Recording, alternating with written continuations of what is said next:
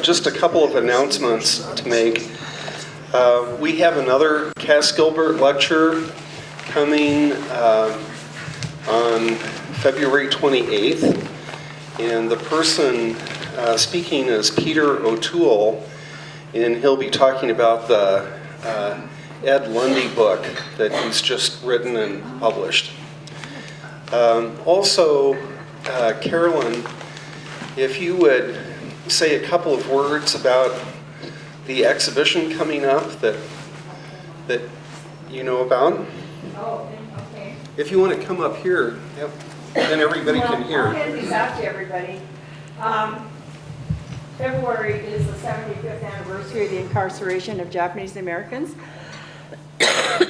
And my mother was in camp, and so we're going to have some events that mark the anniversary and talk about it. And our first event will be at McAllister College. And I'm sorry, my Roger Shimamura was in camp. He has become a famous printer out of University of Kansas. And the opening will be Friday night from 7 to 9 in the gallery there in the Janet Wallace Art Center. So I'll pass these around. I hope you can come, bring friends, and hope to see you there. Thank you, Carolyn. Also, I would like to mention that we have a special project that we're getting RFPs on. Proposals submitted to work on the Gilbert State Capitol Furniture Project and Furnishings Project. And Carolyn Complin has been just a superhero in getting all of this coordinated, and the applications are due tomorrow. So we'll be taking a look at them on Thursday.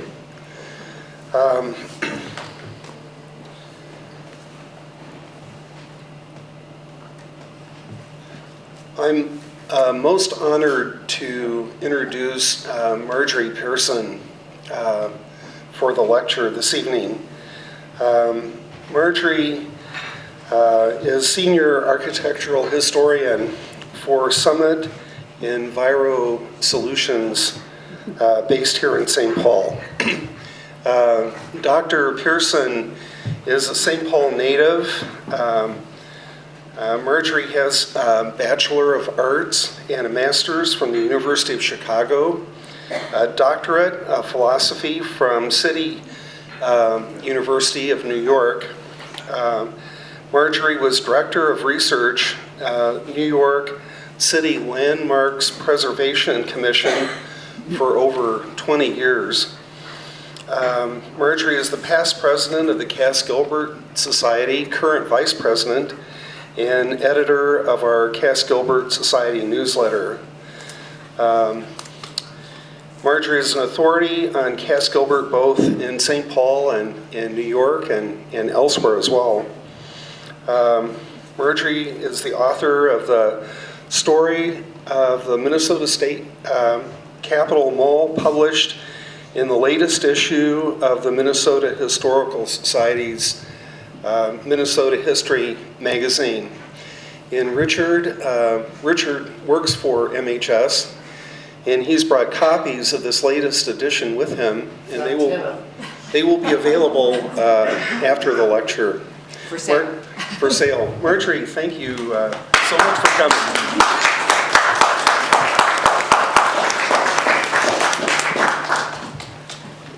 You're welcome. I hope I don't need my water. As the editor of the newsletter, I also maintain the mailing list, so I can remind all of you to renew or enroll. Renew your Gilbert Society membership or enroll in the Gilbert Society. I thought I'd give you a little bit of background on the genesis of this article, which my talk is based tonight. It's actually an outgrowth of the Central Corridor Light Rail Transit Project.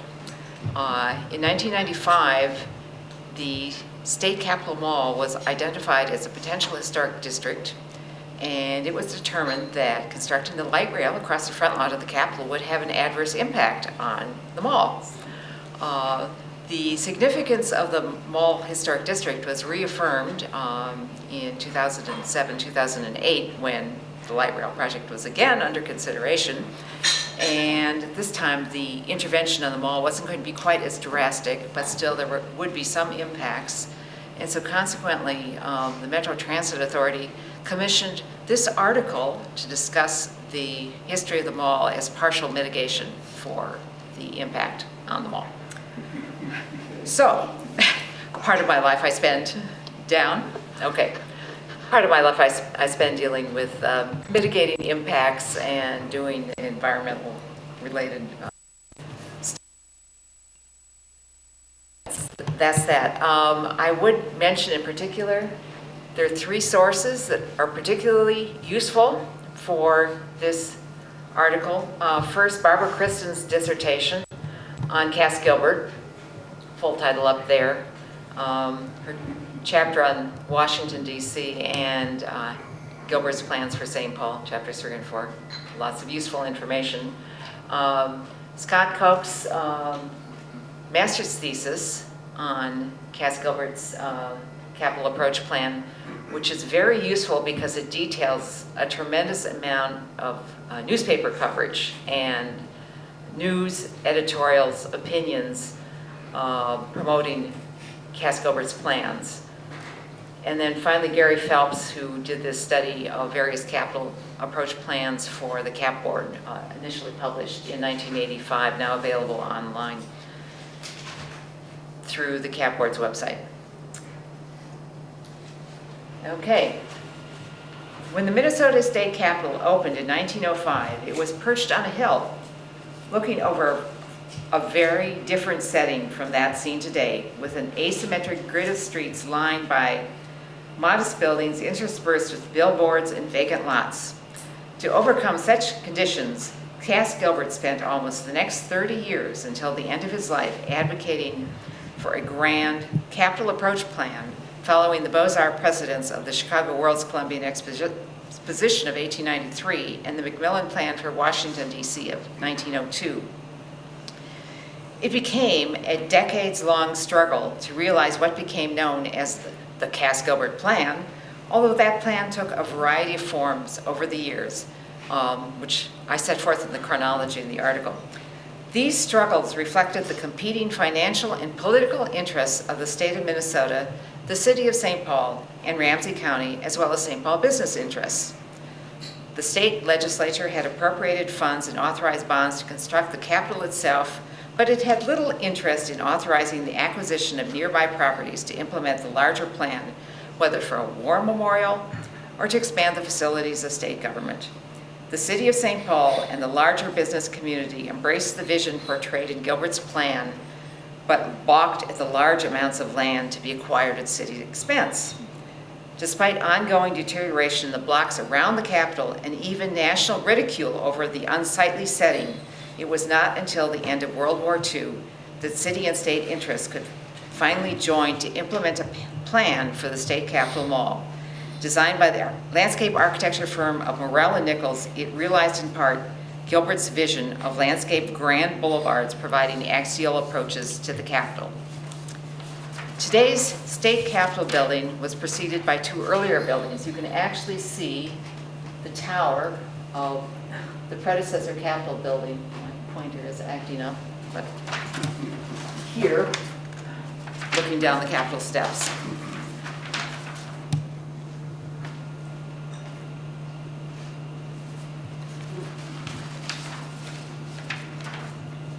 Both occupied the same confined site in downtown St. Paul on the block bounded by Wabasha Street, Exchange Street, Cedar Street, and West 10th Street.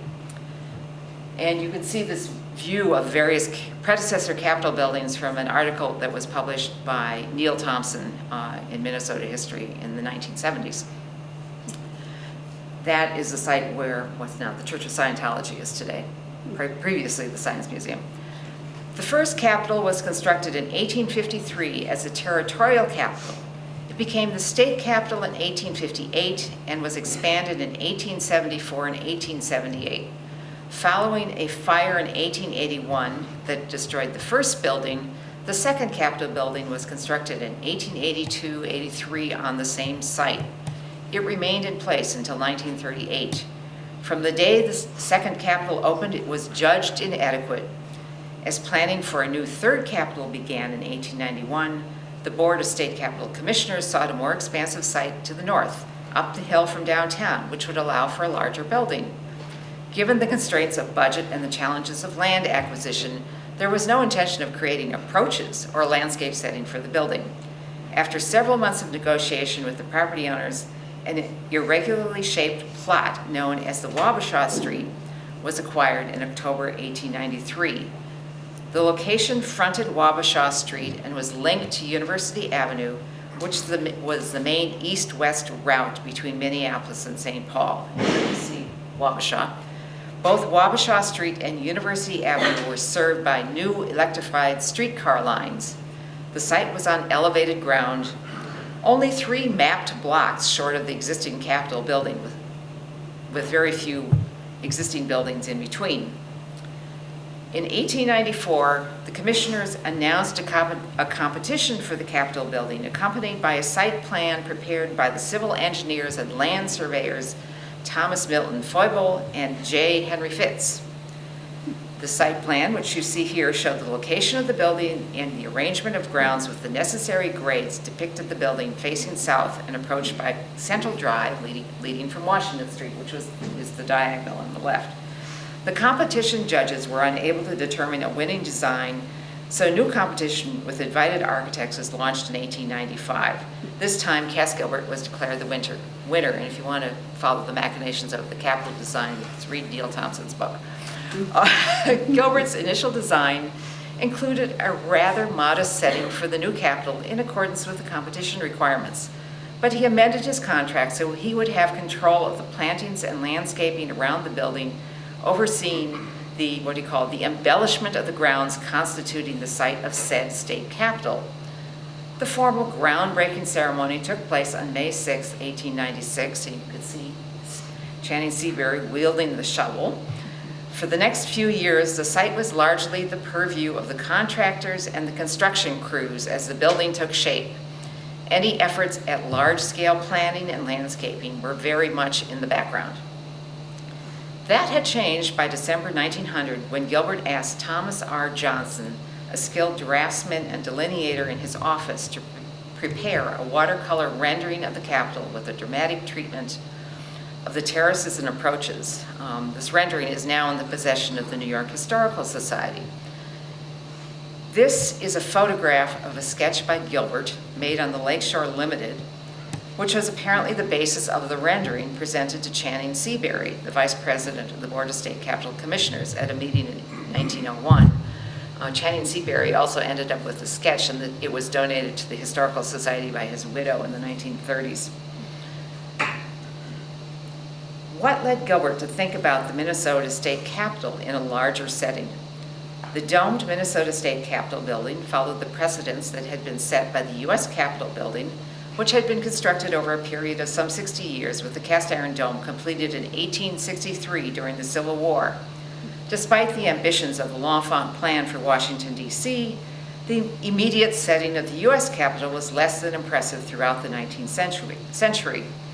Meanwhile, the ambitions of architects and planners in the United States had been heightened by the 1893 World's Columbian Exposition in Chicago, with its court of honor facing a reflecting pool that was headed by a domed administration building. In 1892, the New York firm of McKim, Mead & White had won the competition for a new Rhode Island State House, a design which influenced Gilbert's Minnesota Capitol design, as well as about 10 other state capitol designs. Historians Henry Russell Hitchcock and William Seal have characterized the two, and I'm quoting, "The capitals of Minnesota and Rhode Island were both completed in the first decade of the 20th century. They became important models which were never really copied, but which loomed behind every other project of that kind for a whole generation." Both the Rhode Island State House and the Minnesota Capitol were constructed over the same period of time and share a design vocabulary, planning features, and certain site features. Ground was broken for the Rhode Island State House on September 16, 1895. Minnesota broke ground on May 6, 1896. Both buildings were put into use in 1905. Both were constructed on hills overlooking their respective downtowns. The Public Park Association of Providence called for a 300-foot wide landscape boulevard to link the State House to the new Union Station downtown. And you can see it's the diagonal coming off to the left. There's Union Station. The boulevard was only partially realized, and the plans for the terrace and approaches and grounds by Manning Brothers of Boston were not approved until 1904. By contrast, the Minnesota State Capitol site was acquired in isolation with no intention of forging a larger connection with the commercial city. Gilbert visited Providence several times while both the Rhode Island and Minnesota Capitol buildings were under construction and gained further appreciation of the importance of an expansive landscape setting. In 1899, Gilbert had established a New York City office to oversee the construction of the Broadway Chambers Building and the U.S. Custom House on Bowling Green. While in New York, he became increasingly involved in the affairs of the American Institute of Architects and formed a friendship with Glenn Brown, secretary of the National Organization. Brown, working through the AIA, was developing support for the creation of the Washington Mall, known as the Central Washington Plan, and brought Gilbert into the process. Barbara Kristen states that this involvement is what led Gilbert to begin to develop his various approach plans for the Minnesota State Capitol after 1900. Meanwhile, Seabury and the members of the Board of State Capitol Commissioners struggled to convince the state legislature to provide adequate funding for the new building. Forget about grounds. We need marble and art. By 1900, the structure was well underway, and the exterior was largely complete by the end of 1902. In mid-1902, Gilbert tabulated the costs for grading, sodding, and plantings for the site, as well as the costs of completing the steps and terraces. Dealing with the larger surroundings to the south of Wabasha Street and Central Avenue was outside the purview of the board. Instead, broader interest came from the citizens of St. Paul, most immediately in the form of the Women's Civic League, a women's club that promoted interest in the arts and was part of the broad progressive movement of the era. The women were also interested in civic betterment in the form of cleaner streets, alleys, and vacant lots. Gilbert was invited to present a lecture to the Women's Civic League and the Commercial Club on the area around the Capitol and what the city should do to improve it. I should mention that Barbara Kristen goes into extensive detail on the background of the club and what led up to this invitation to Gilbert. Appealing to his civic audience, Gilbert gave his talk titled "The Possibilities of St. Paul with Reference to the Approaches to the New Capitol" on November 12, 1902. He illustrated his lecture with a plan depicting an open plaza in front of the building bounded by a curvilinear Central Avenue. You can see the curve. An approach leading south of Central Avenue to a square at Park Place between Summit and College Avenues. So coming right down here, and you sort of have it asymmetrically placed. And that was bounded by College and Summit and St. Peter and Rice Streets. And another group of civic buildings located to the southeast by the site of the old Capitol and linked to the new Capitol by a wide approach along Wabasha and Cedar Streets. And here you can see this in the Capitol. The old Capitol building is right at the bottom there. This southeast axial plan is similar to the approach plan that linked the Rhode Island State House and Union Station. Gilbert's plan established a clear axial relationship between the new Capitol and downtown St. Paul. The editors of the St. Paul Pioneer Press, they were always pushing Gilbert's plan, proclaimed that St. Paul had a duty to the new Capitol to create a more expansive setting because the beauty of the building deserved it. Soon after Gilbert's lecture, a new committee was formed with representatives from a variety of business and civic organizations to promote interest in Gilbert's plan for the approaches to the Capitol. And so that became the basis of 1903 the original ideal group plan, his most comprehensive and widely published scheme, which became Gilbert's best known, if unrealized, urban work. Kristen characterizes it as a model for what was possible in other cities and other city beautiful-oriented projects. On December 11th, 1903, Gilbert submitted the plan to the St. Paul Board of Park Commissioners with a presentation that also included the development committees of the Commercial Club, the Chamber of Commerce, and the Women's Civic League. Building on his 1902, Gilbert added an approach to the southwest leading to St. Anthony Hill, a site that was being discussed for a new St. Paul Cathedral. And so you can see the left diagonal there, and there's the proposed cathedral site at the lower left. The cathedral was actually built between 1906 and 1915. This approach was later characterized by editor Webster Wheelock. This approach will afford a vista between the two most imposing and beautiful buildings of the city. The approach leading directly to the south paused at the square at Park Place. This square would retain an important place in successive capital approach plans. According to Wheelock, the site of this square is commanding, for at this point, after a gradual descent from the Capitol, there is a drop of some 25 feet to a lower level. This break in the avenue will not only interrupt the vista of the Capitol, but will afford the opportunity for a special treatment, which will add greatly to the beauty of the approach. The approach then extended even further to the south to the downtown area known as Seven Corners, so right down here. A parkway connection was added at the northwest to lead along Como Avenue to Como Park. Gilbert's plan placed great emphasis on vistas to and from the heightened topography of the Capitol site. Gilbert accompanied this plan with a detailed description as well as a strategy for implementing the proposed approaches. He was concerned that they be a city expense, not a state one, to avoid further controversy over ongoing funding for the Capitol building and its immediate setting. He knew that the implementation of the approach plan would be expensive because of the large amounts of property that needed to be purchased and that would have to be carried out over a period of years. The local newspapers were enthusiastic, seeing the possibilities in making St. Paul an exemplar of the City Beautiful movement. Because of the publicity given to the plan, Gilbert was asked to submit it for publication to a booklet called The Existing and Proposed Outer Park Systems of American Cities Report to the Philadelphia Allied Institutions. And this view is actually taken from that publication. And it was prepared by advocates of a larger park system in Philadelphia. So they were eager to persuade their fellow citizens in Philadelphia that all these other cities were doing these fabulous things. Philadelphia needs to do it too.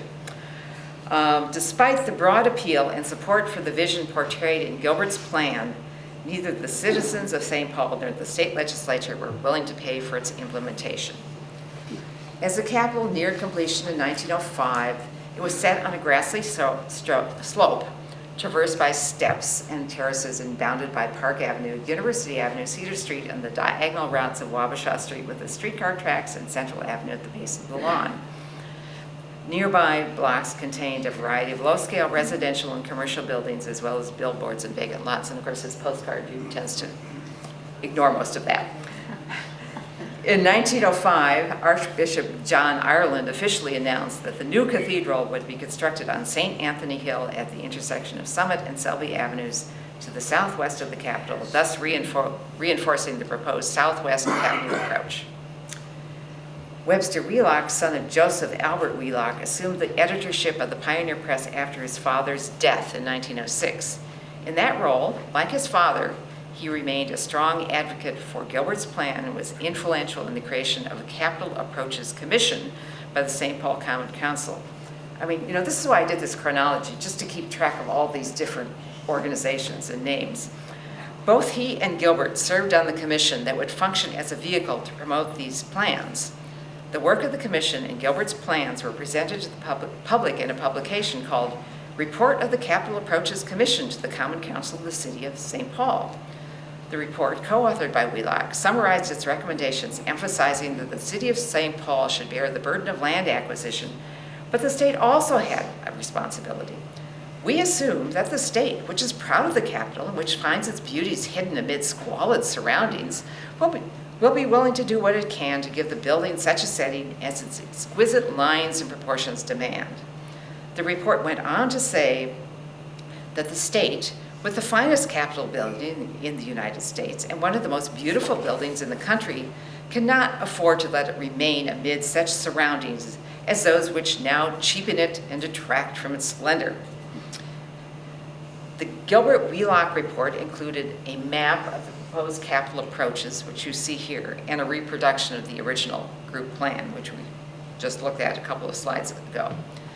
The report was lavishly illustrated with photographs of grand boulevards, squares, and public gardens from European cities, as well as American cities that were undertaking similar plans.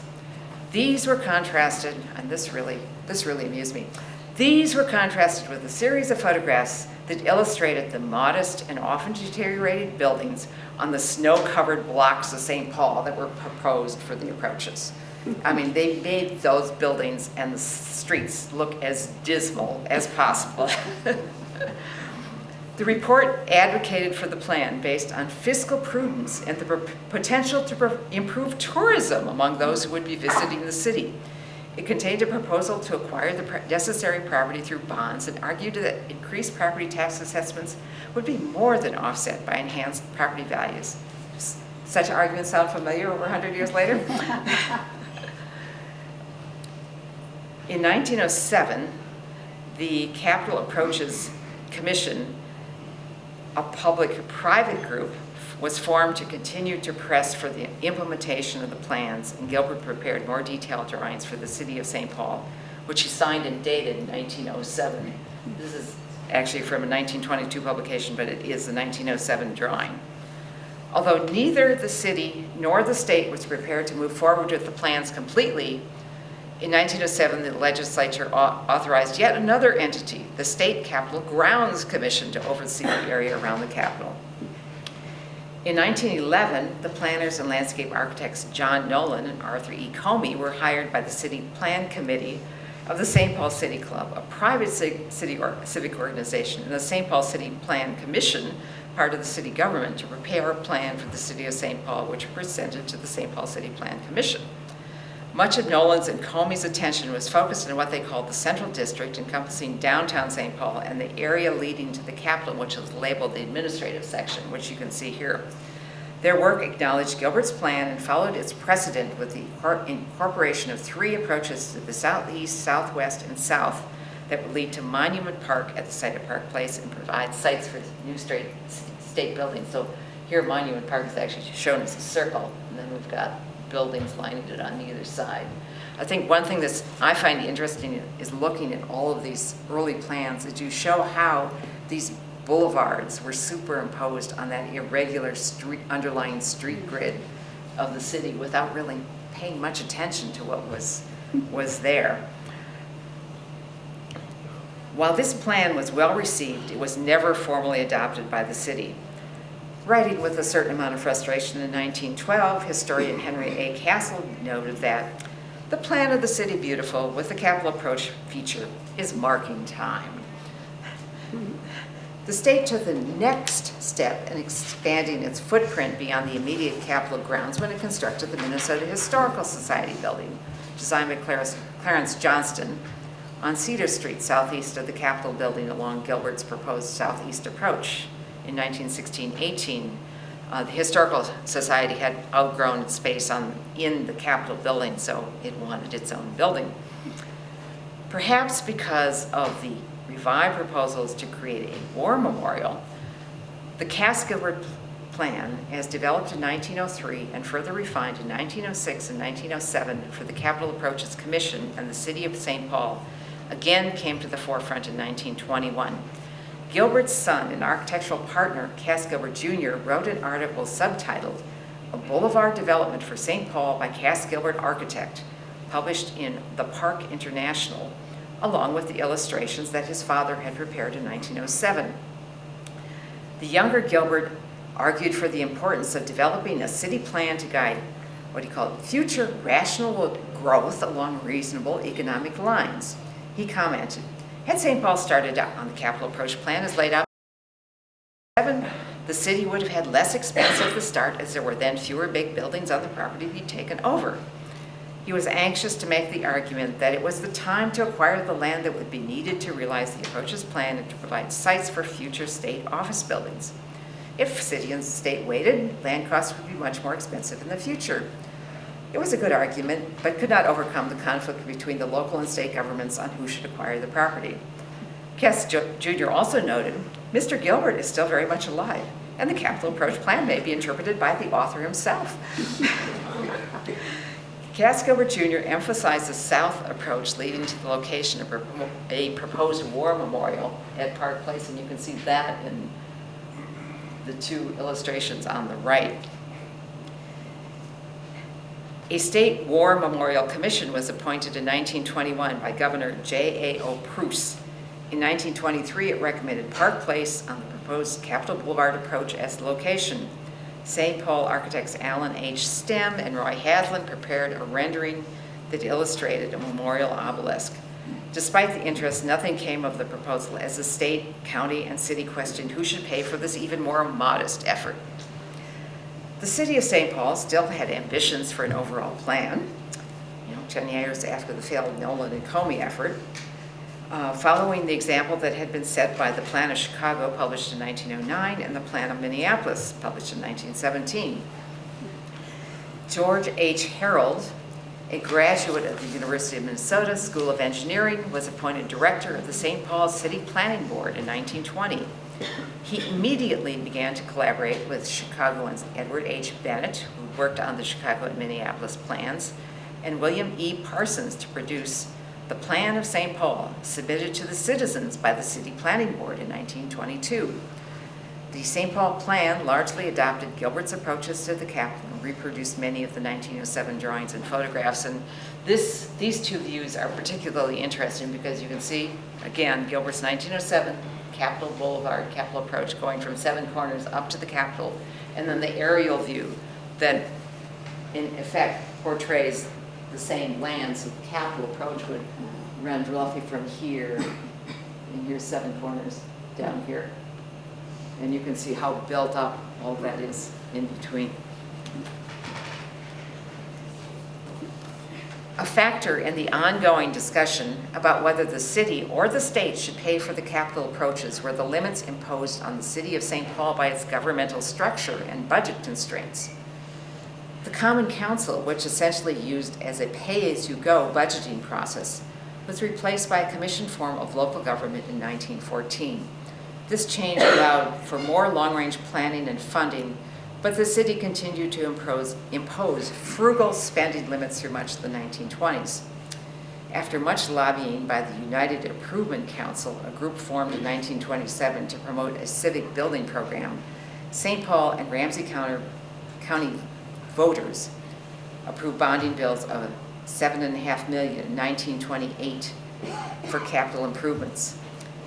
During the 1920s, the neighborhood around the Capitol had continued to deteriorate.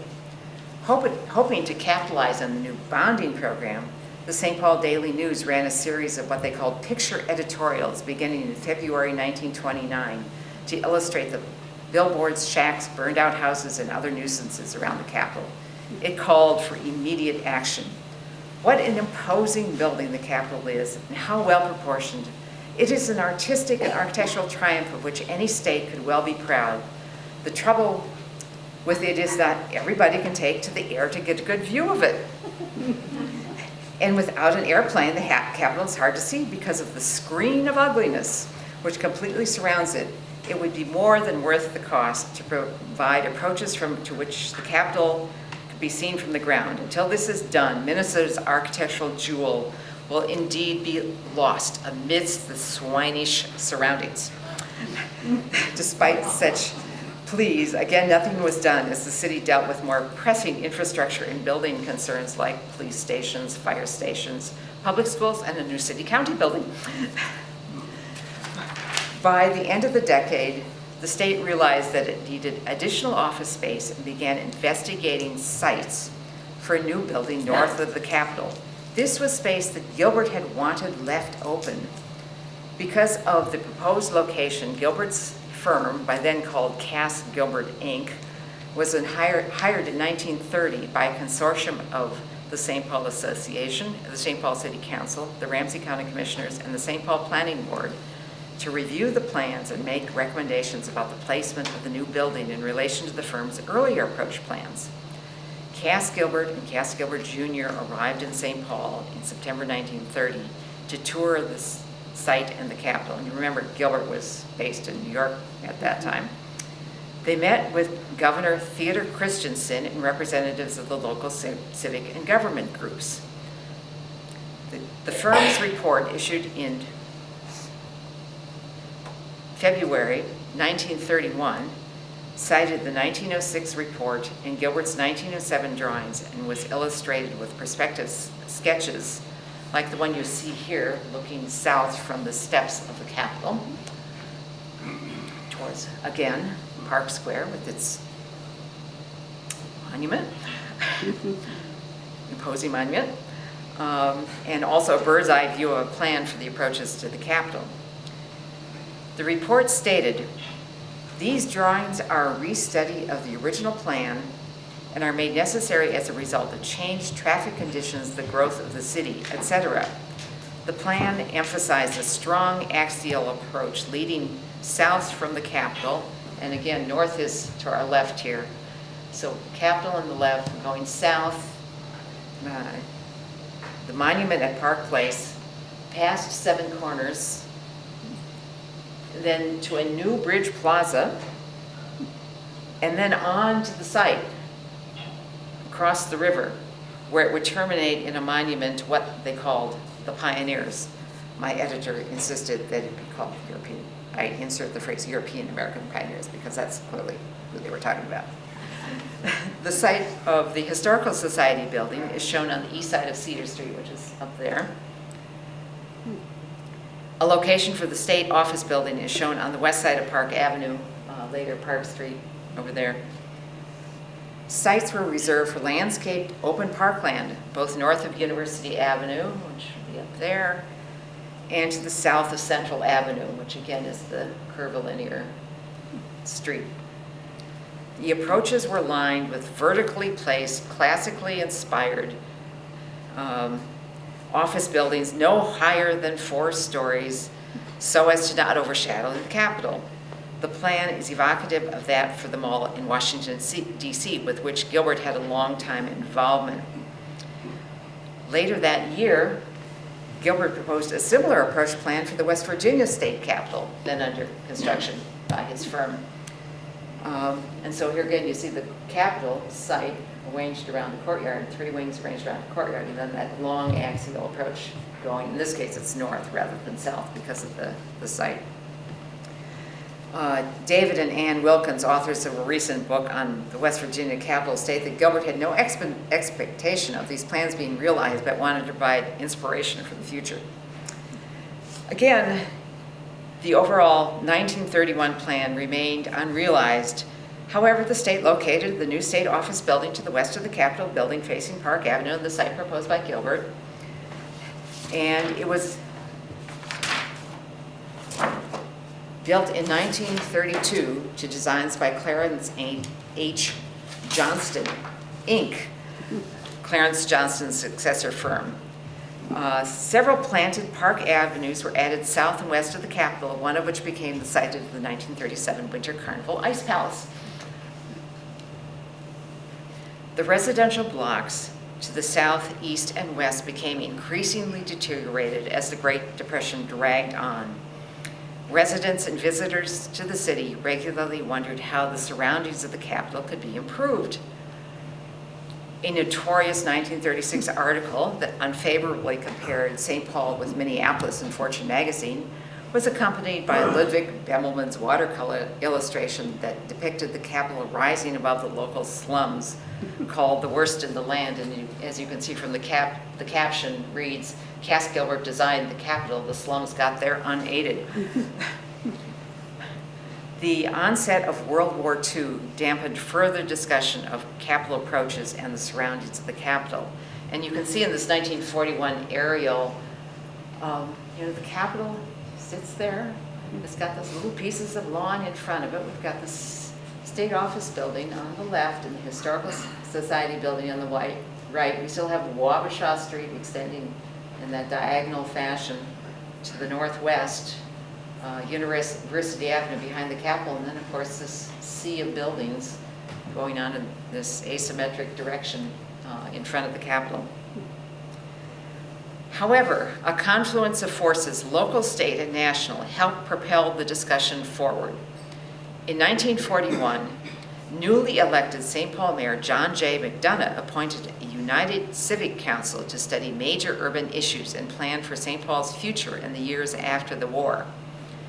In 1944, the St. Paul Planning Board announced that a plan for capital approaches and a war memorial should take precedence over other civic improvements after the war ended. George Harold, who had been a strong advocate for the Cass-Gilbert plan since his appointment as planning director in 1920, proposed that Clarence H. Johnston Architectural Associates, successor firm to Clarence Johnston Inc., along with the landscape architecture firm Morell & Nichols, be hired to produce a plan. This was a good team to oversee the development of the capital approaches. The Johnston firm had been involved with the Capitol and its surroundings since 1915 and had a long time involvement with the University of Minnesota, where it implemented campus plans. By 1944, Morell & Nichols was probably the most respected landscape architecture and planning firm in Minnesota. The Minnesota State Center and War Memorial Plan, developed by the Johnston and Nichols firms, incorporated key elements of Gilbert's earlier plan and called for boulevards radiating to the southwest towards the Capitol and to the southeast along Cedar Street. Instead of reaching to Seven Corners, the south terminal axial approach would terminate at the proposed location of the War Memorial north of Park Place.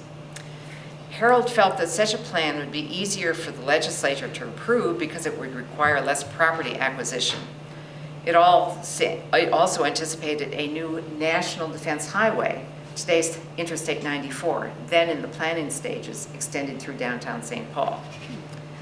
The City Planning Board presented the plan to the State Memorial Advisory Committee. Early in 1945, Governor Edward Thye appointed a Veterans Service Building Commission to supervise a competition for a Veterans Memorial Building. That would be down at the bottom here.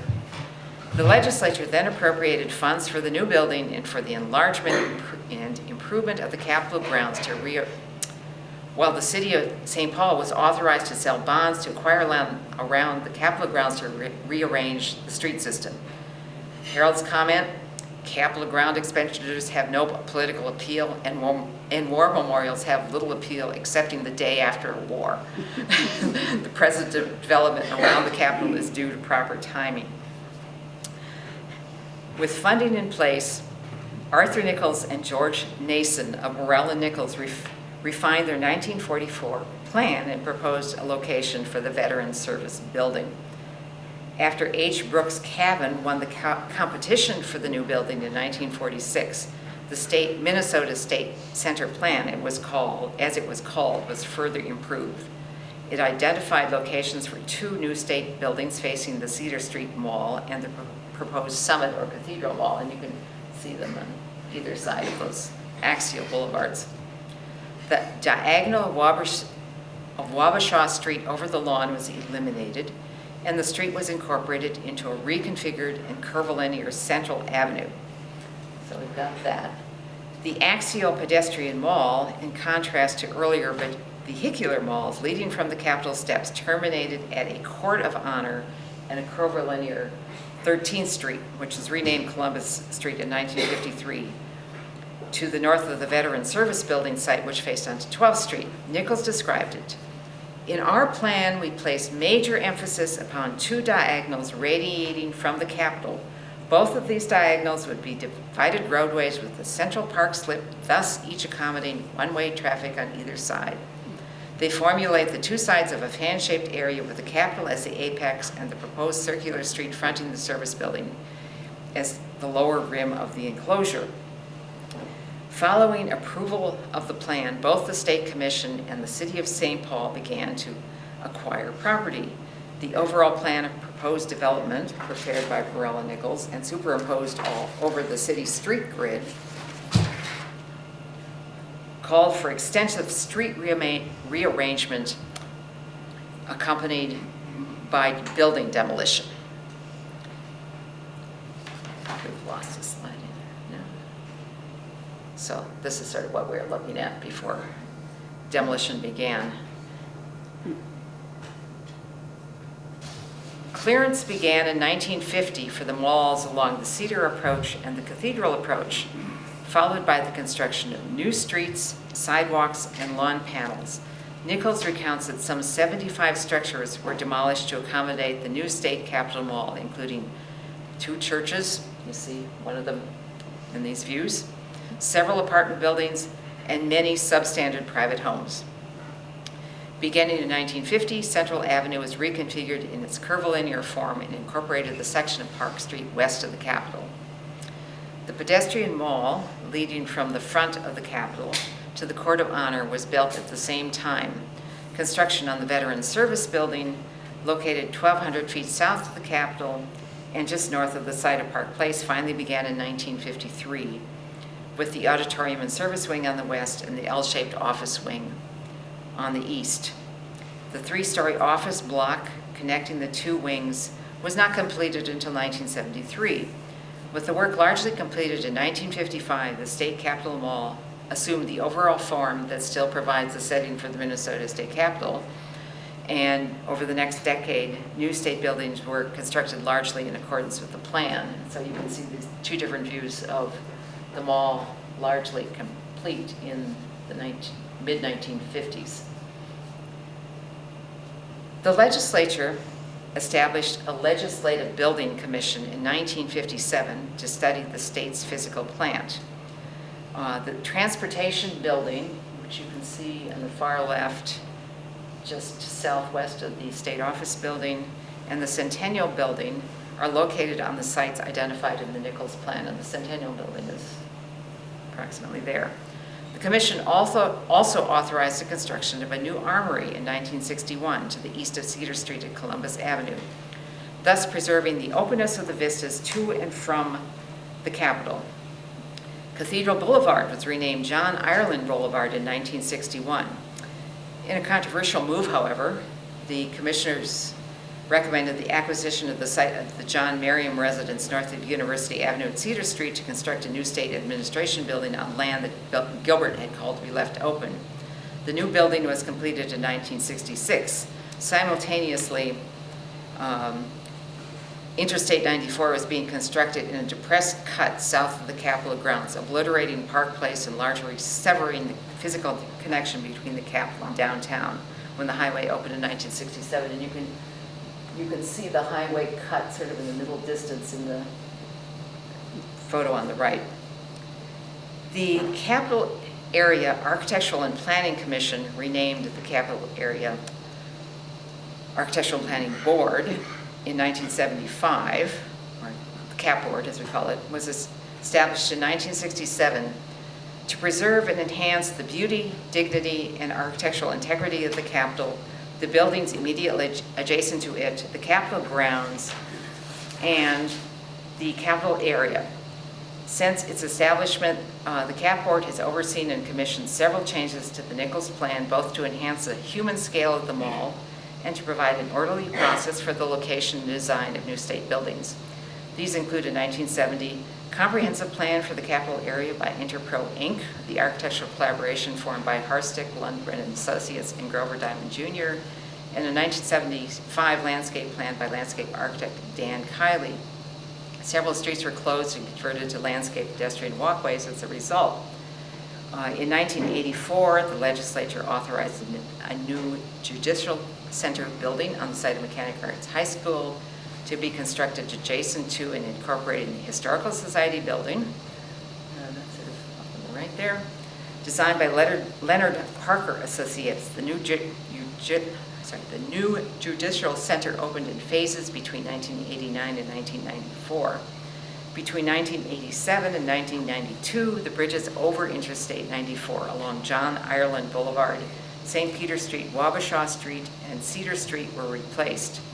The new bridges were designed with gatehouses, obelisks, and balustrades that reflect the historic character of the Capitol building. And John used to inform me couple of weeks ago that he actually worked on this project. This work was carried out in conjunction with another plan for the mall that was developed by Hamel Green and Abrahamson in conjunction with David T. Marjorie and Thomas N. Rakovic. The last decade of the 20th century saw an unrealized proposal for the construction of a new light rail transit line called the Central Corridor Project that would connect downtown St. Paul and downtown Minneapolis. And I mentioned the route before. It would have extended right across the Capitol lawn and right about here. It was revived in 2006 with a revised route that extends along Cedar Street and then winds around up to Robert Street and up to University Avenue along the north side of the Capitol. Because this route affected some sections of the Cedar Street Mall and the lawn area by the Leif Erikson statue, which is in the upper corner, it had to undergo this mitigation measures that resulted in the article. And as you know, the transit line, renamed the Green Line, went into service in 2014.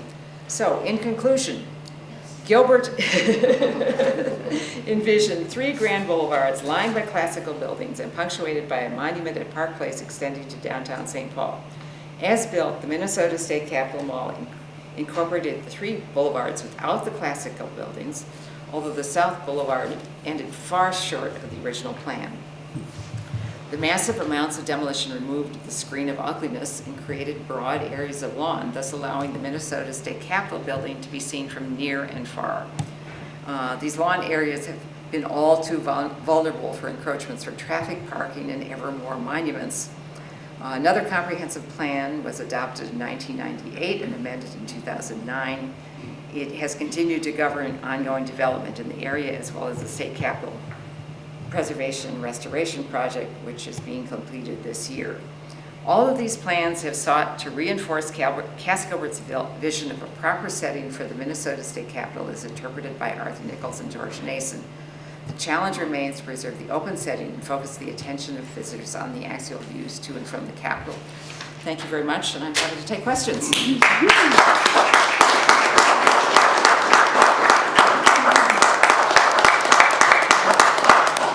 John.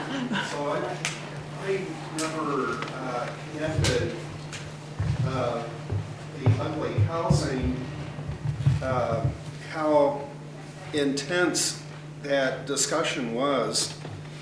So it was probably easy for 94 to take advantage of that and replace the ugly housing with completely ugly freeway. Right. Which should have gone in back of the Capitol. Right. And then that was certainly part of it, but this is also, the Capitol project was also part of a much larger massive urban renewal project to the west, the north, and the east. You know, the site of where, you know, Sears is now, and all the housing up there, and then new housing north and east of the Capitol, and going to the east where the hospital is. I mean, that was all part of this 1950s urban renewal scheme that moved forward. And so the high was just part of that. You know, it's part of the general urban renewal in the area.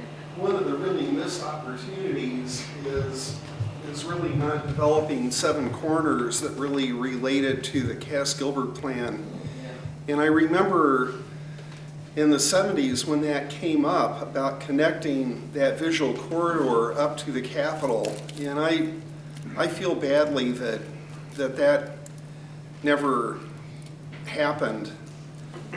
One other thing that I found really interesting is pretty early on, you know, the diagonal to Como Park actually did connect with Park, which I always wanted that to happen too. And of course the diagonal ends at Rice Street and doesn't go all the way to Park.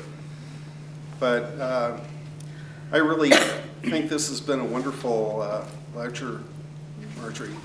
Thank you. Sir?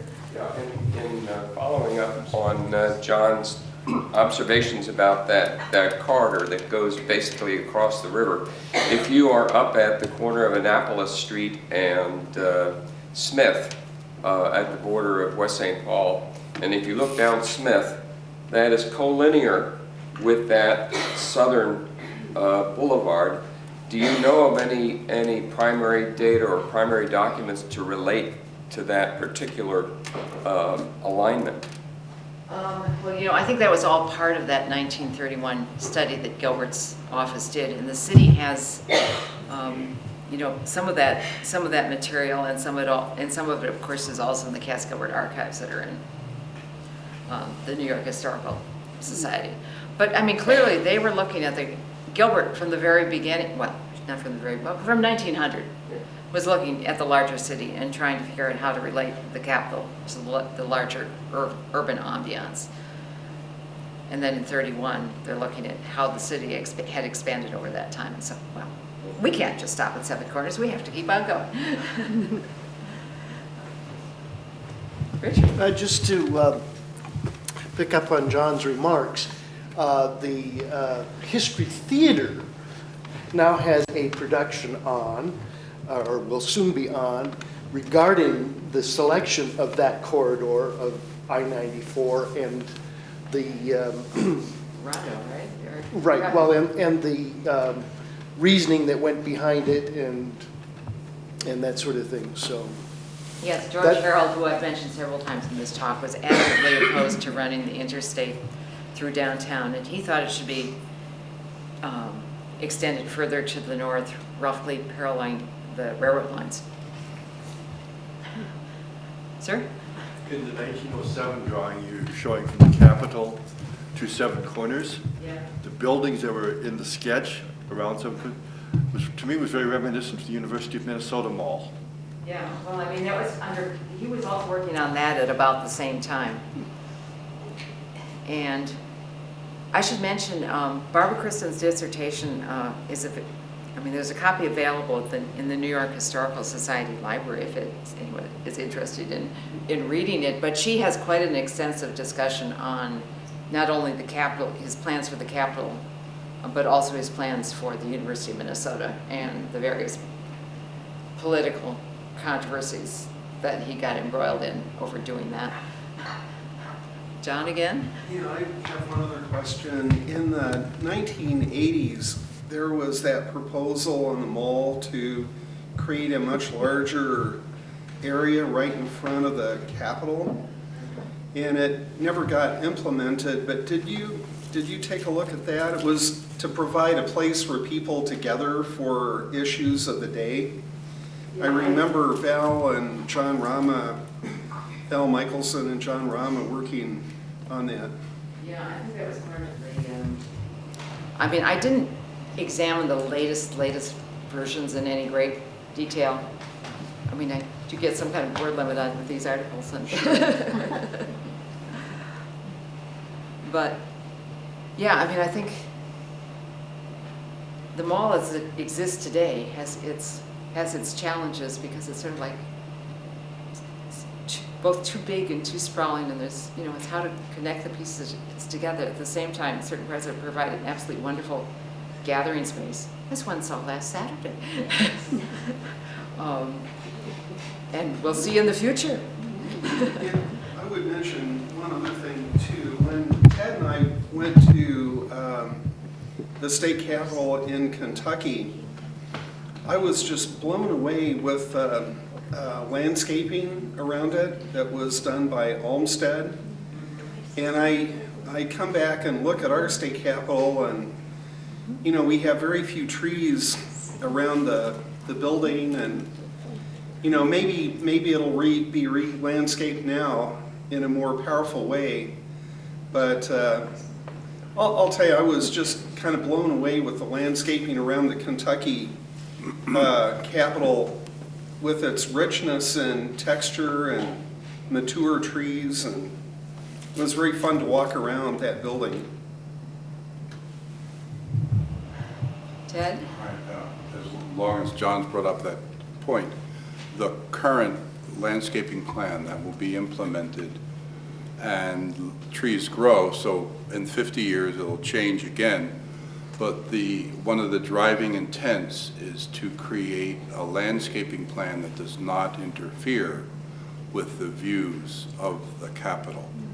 So they are, some of the mature trees that are there, they may have already come out, but are in the last decades of their viability.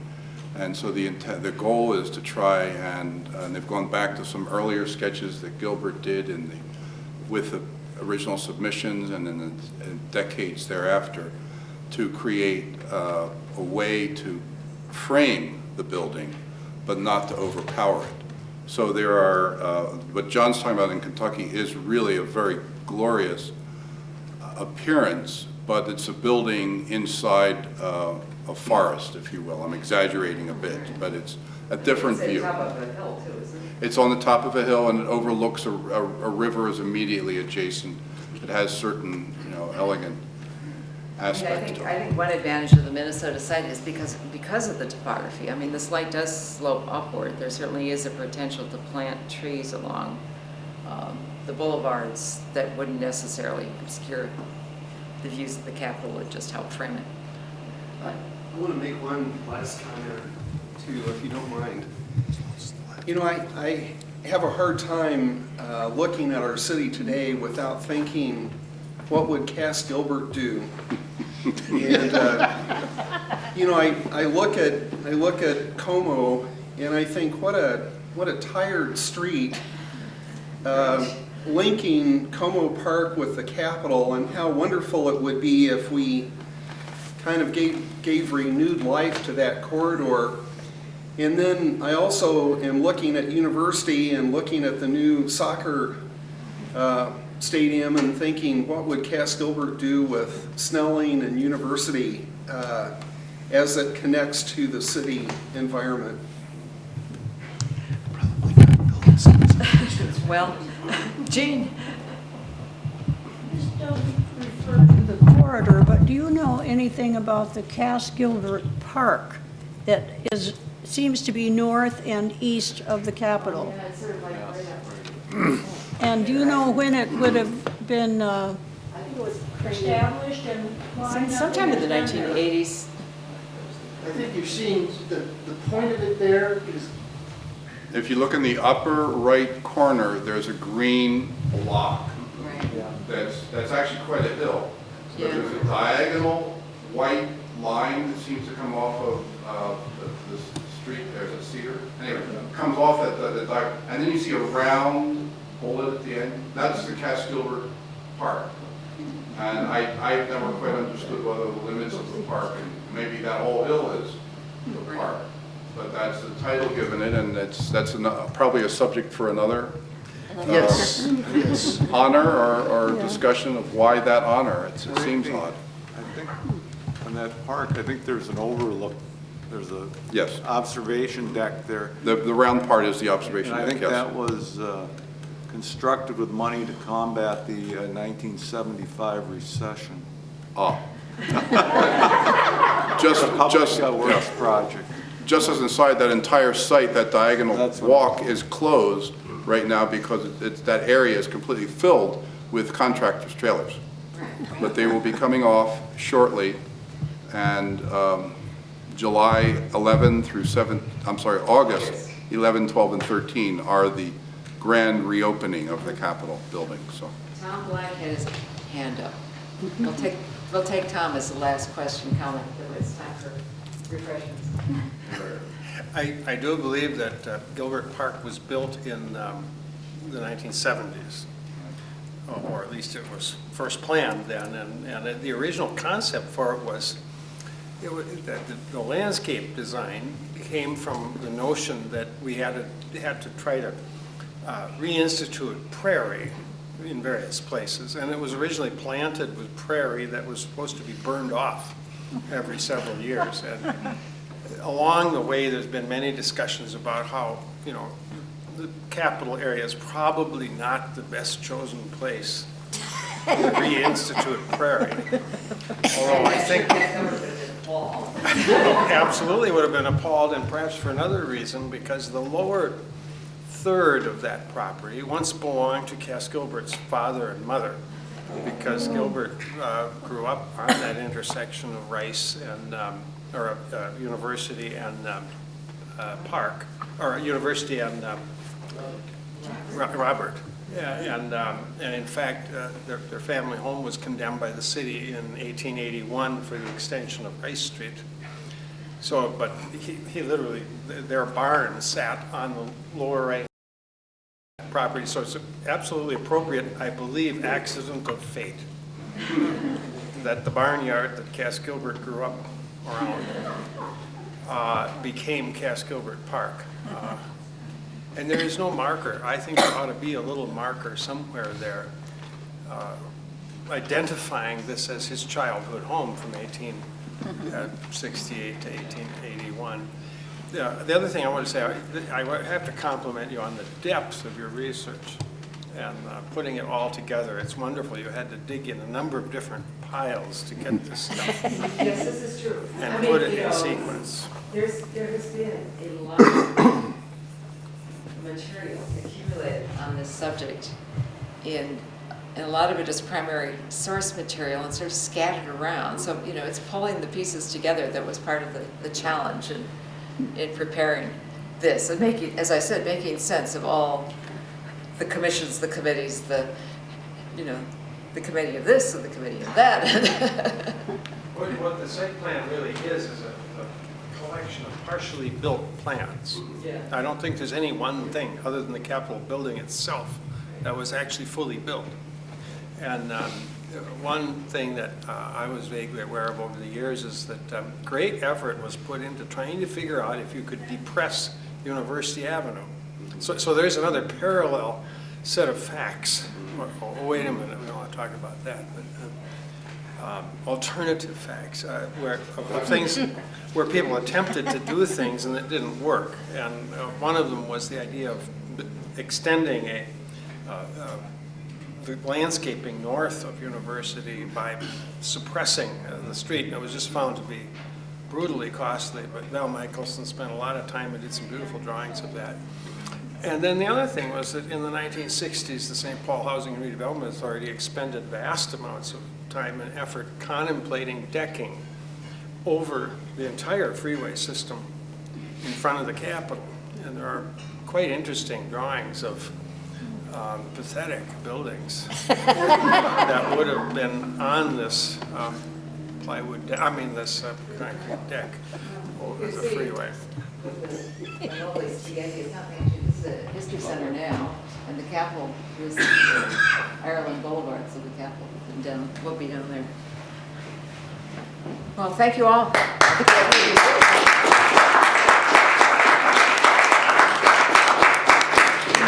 I stand and just make one more comment? And that is the Capitol has been open since January 3rd. One of my special interests was art at the Capitol, and I would encourage everyone to go, if you can, in the next 2 weeks, because after that, all of the art, most of the art, will be returned to the governor's reception hall. And it has appeared in newspaper articles and a lot of other commentary that the room will be so barren without those paintings. And I honestly believe if you go in and look, you'll say, where will they put the paintings?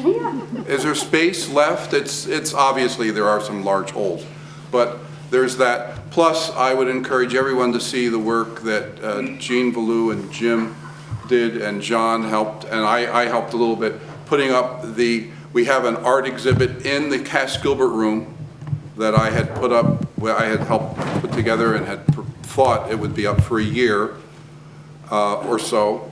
And I just found out last week that that is in fact the room where they will be putting the large controversial paintings. The Treaty of Traverse de Sioux and the Father Hennepin painting will go on the large walls, which we left empty. But what I had just heard was that the other walls will all be used for the interpretive material to help the entire state to understand why are these controversial and perhaps participate in, they might stay out of the governor's reception room or they might go back. I'd encourage everyone. But that corridor has 2 other exhibits which I encourage everyone to see. They're really a lot of fun. How long will our pieces be up there? Beg your pardon? How long will our pieces be up there? Right now, the Historical Society, last I spoke to them, it seemed like months out. And it may well be August is the first that they're publicly exhibited, those paintings and the interpretive material. But there are staff working there. I haven't gotten the final word on that. When I do, I'll send